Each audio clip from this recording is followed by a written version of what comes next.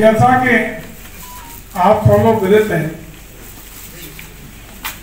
कि 17 से पहले उत्तर प्रदेश के बारे में देश और दुनिया के लोगों की अवधारणा क्या थी। कहीं बीमारू राज्य के रूप में इसकी पहचान थी, या कानून व्यवस्था फैले और राज्य के रूप में इसकी स्थापना थी।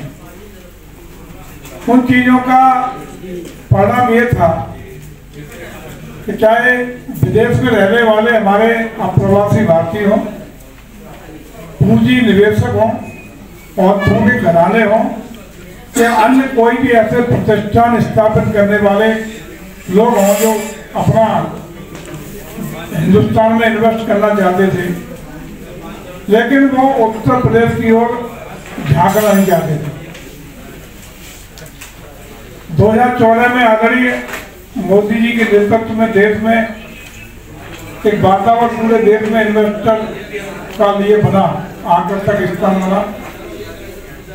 विदेश की धरती पर रहने वाले अपने चाहे अप्रवासी भारतीय हों या औरतों के घराने हों, उन्होंने देश में इन्वेस्ट करने का मन बनाया, लेकिन उसमें तमिलनाडु, महाराष्ट्र, गुजरात, अन्य राज्य की ओर तो आकर्षित हुए, लेकिन उत्तर प्रदेश की दशा देख करके इधर बीमारू राज्य के रूप में अन्य क्षण खराब होने के दृष्टि से उत्तर प्रदेश में उनका निवेश के लिए आकर्षण नहीं हो सका।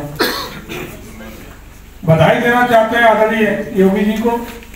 2017 में उत्तर प्रदेश में भारतीय जनता पार्टी की सरकार के बनने के बाद जिस तरह से कानून व्यवस्था को लेकर, भ्रष्टाचार को लेकर और अन्य तमाम कार्य पद्धतियों को लेकर के जीरो टॉलरेंस की नीति की स्थापना हुई, प्रदेश में विकास का पहिया आगे बढ़ा, दंगा मुक्त प्रदेश बना, लॉ एंड ऑर्डर का राज्य स्थापित हुआ।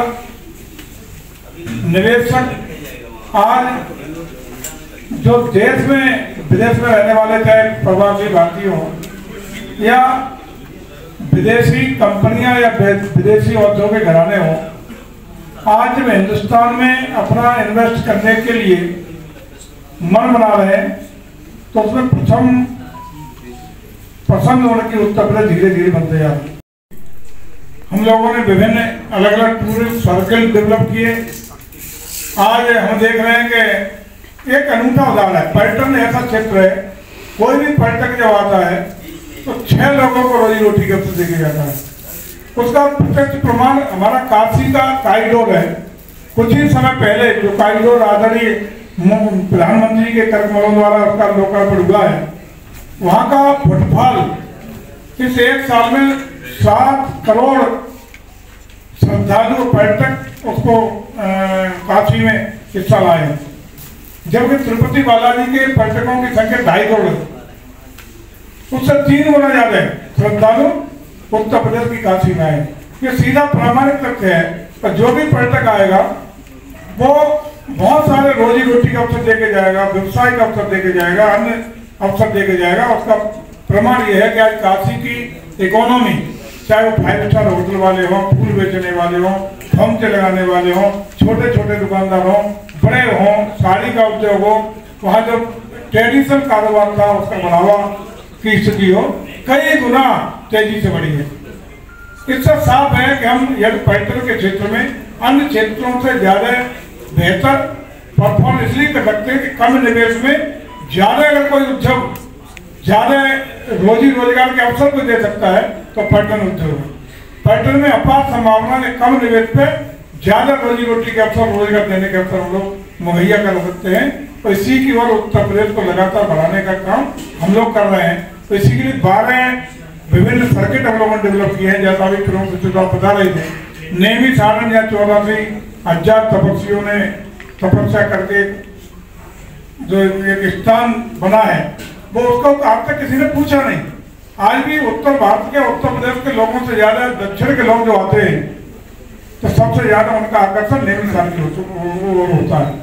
आज हम लोग लगातार उसको विकसित करने के लिए, उसको उस डेस्टिनेशन को एक बृहद और बड़ा धार्मिक केंद्र के रूप में, बड़ा डेस्टिनेशन बनाने के लिए लगातार प्रयासरत हैं। जापान कई 8 टीमें विभिन्न विभिन्न मंत्री समूह के रूप में गई, लगभग 16 देशों का दौरा किया हो। उस दौरान भी ये हम लोगों ने पाया कि भारत के प्रति अब निवेश करने का मन है, आकर्षण है। लोग चाहते हैं कि भारत की जो औद्योगिक नीतियां हैं, जिस प्रकार का सहूलियतें औद्योगिक घराने को दी गई हैं, व्यापारिक सरलताएं देने का काम किया गया है, तमाम ऐसे कानून जो कहीं न कहीं उद्योग और निवेश करने के लिए बाधा पैदा करते थे, उनको भी समाप्त करने का काम हमारे देश की सरकार ने और खासकर उत्तर प्रदेश की सरकार ने ऐसे तमाम कानून को विलोपित करने का काम किया है, जो कहीं न कहीं इंस्पेक्टर राज या लाल फीताशाही को बढ़ावा देने का काम करते हैं। खासकर यदि पर्यटन की बात करें तो पर्यटन के क्षेत्र में बहुत बड़ा निवेश विदेश की धरती पर भी विभिन्न हमारे मंत्रिमंडल समूहों के माध्यम से एमओयू हुए। और खासकर आपने देखा होगा कि जब बंबई में आदरणीय मुख्यमंत्री जी का 2 दिन का दौरा हुआ, निवेश को आकर्षण करने के लिए विभिन्न औद्योगिक घरानों से वार्ता हुई, रोड शो हुआ, उसमें भी हमारे उत्तर प्रदेश में निवेश करने के लिए कई समूहों ने पर्यटन के क्षेत्र में होटल के माध्यम से, रिसोर्स के माध्यम से, अन्य माध्यम से निवेश करने का काम किया, जिसमें हमारे प्रमुख सचिव भी डेलीगेशन में हमारे निवेश होगा। विभिन्न क्षेत्रों में उत्तर प्रदेश आगे बढ़ेगा। तो आज जो अखिलेश जी एक टीका टिप्पणी किया करते हैं कि लोग ऐश करने जा रहे हैं, मौज करने जा रहे हैं, मैं समझता हूँ रोजी रोजगार के अवसर की बात करते हैं कि रोजी और रोजगार के अवसर नहीं बढ़ रहे हैं। तो एक चीज उस बारे में मैं जरूर कहना चाहूंगा कि ठीक है, आप विपक्ष में हैं, विपक्ष की भूमिका निर्वहन करिए, तो सकारात्मक और रचनात्मक विपक्ष की भूमिका का निर्वहन करना चाहिए। या तो उद्योग के रूप में निवेश अलग अलग व्यापारिक रूप से या उत्तर प्रदेश में विकसित होगा, रोजी रोजगार के अवसर बढ़ेंगे, बेरोजगारों के लिए नौकरी के अवसर बढ़ेंगे, अलग अलग लोगों के हाथ को काम करने का मौका मिलेगा, तो राजनीति होती रहेगी। ये लोकतंत्र तो हम जिसको जनता चाहती है, लोकतंत्र में सत्ता परिवर्तन देर नहीं लगाती है, लेकिन उत्तर प्रदेश से तरक्की के रास्ते पर आगे बढ़ेगा तो ये दलगत राजनीति नहीं हो सकती। उत्तर प्रदेश संपन्न बने, उत्तर प्रदेश के बेरोजगारों को हाथ को काम मिले, उत्तर प्रदेश औद्योगिक रास्ते पर आगे बढ़े, व्यापारिक रूप से आगे बढ़े और हम $1 ट्रिलियन इकोनॉमी का लक्ष्य जो बनाए हैं उसके पूरा कर सकेंगे। तो उत्तर प्रदेश के लिए फ्रूटफुल होगा, उत्तर प्रदेश के लिए सकारात्मक होगा। राजनीति होती रहेगी, राजनीति सरकारें आती रहेंगी, जाते रहेंगी, लोकतंत्र है। गोपी कृष्ण हॉस्पिटल चिकित्सा के क्षेत्र में मथुरा का अग्रणी हॉस्पिटल एवं पहला टेस्ट ट्यूब बेबी सेंटर है। IVF में 70% सफलता, स्त्री रोग विभाग में high risk delivery, caesarean operation, hysterectomy आदि बेहद अनुभवी एवं क्वालिफाइड लेडी डॉक्टरों द्वारा किए जाते हैं। हड्डी रोग विभाग की एडवांस यूनिट, जहां पर जोड़ प्रत्यारोपण यानी कि घुटना रिप्लेसमेंट, कूल्हा रिप्लेसमेंट, रीढ़ की हड्डी के ऑपरेशन एवं फ्रैक्चर होने पर प्लास्टर, सरिया या प्लेटिंग आदि की सर्जरी की जाती है। हर प्रकार की जनरल सर्जरी एवं दूरबीन विधि से हर प्रकार के लेप्रोस्कोपिक ऑपरेशन, बच्चों के हर प्रकार के रोगों का इलाज। हॉस्पिटल NABH से मान्यता प्राप्त है। मॉड्यूलर OT एवं हाईटेक मशीनों से फिजियोथेरेपी, एम्स दिल्ली एवं CMC बेल्योर द्वारा certified pathology. Gopi Krishna hospital में Ayushman card, ESI card, BSNL के कार्ड, रेलवे के कर्मचारियों के कैशलेस इलाज की सुविधा। लगभग सभी इंश्योरेंस कंपनियां एवं TPI कार्ड धारकों को कैशलेस इलाज की सुविधा।